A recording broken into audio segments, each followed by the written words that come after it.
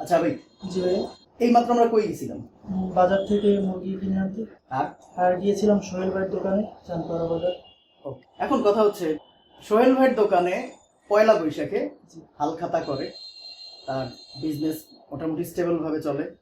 প্রত্যেকটা দোকানদারেরই কিন্তু থাকে যে একটা লোন থাকে বা বিভিন্ন ধরনের সমস্যা থাকে, এগুলো কমন। জি। কিন্তু এর বাইরে প্রত্যেক দোকানদার বা প্রত্যেক বিজনেসম্যান তারা কিন্তু হালখাতা করতেছে, বিজনেস করতেছে, সবকিছু ঠিক আছে।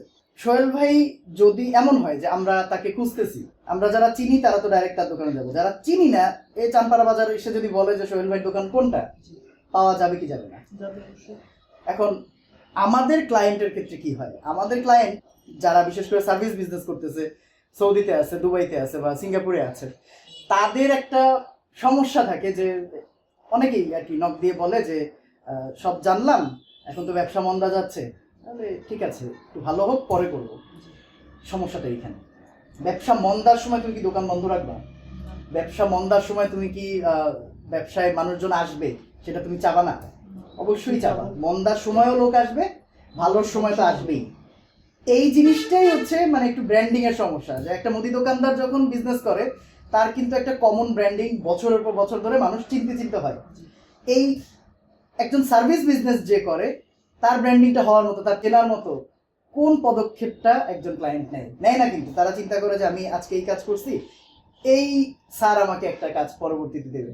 ওই স্যার তো তোমার মার্কেটিং এজেন্ট না, তো তার কিন্তু এটা দায়িত্ব না। কিন্তু এই রেফারেলের উপরে ভিত্তি করেই কিন্তু ছোট ছোট বিজনেসগুলো বড় হইতে সুযোগ পায় না।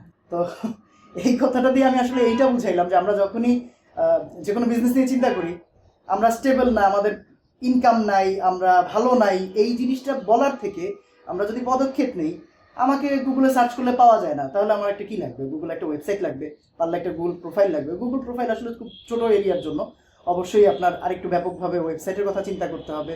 আপনার সোশ্যাল মিডিয়াতে রেগুলার রিলস আপলোড করতে হবে, দেখা যায় যে বিভিন্ন আপডেট দিয়ে ভিডিও করতে হবে, তারপরে তো মানুষ জানবে, চিনবে। কিন্তু এই পদক্ষেপটা কেউ নেয় না, সবাই হচ্ছে গেট রিচ কুইক টাইপের চিন্তা করে যে আমি আজকে একটা ওয়েবসাইট বানাবো, কালকে থেকে কাজ আসতে হবে। ও কালকে থেকে কাজ আসবে না, তাহলে থাক, ওয়েবসাইট লাগবে না। এবং এইটার জন্য কিন্তু বছরের পর বছর এটা পিছিয়ে যায়। সো যদি এই ভিডিওটাতে মনে হয় ক্যাজুয়ালি আমি একটা কিছু অ্যাড্রেস করতে পেরেছি আপনি এবং আপনারা বুঝতে পেরেছেন, এটাই হচ্ছে এই ভিডিও সার্থকতা। সবাই ভালো থাকবেন। আসসালামু আলাইকুম।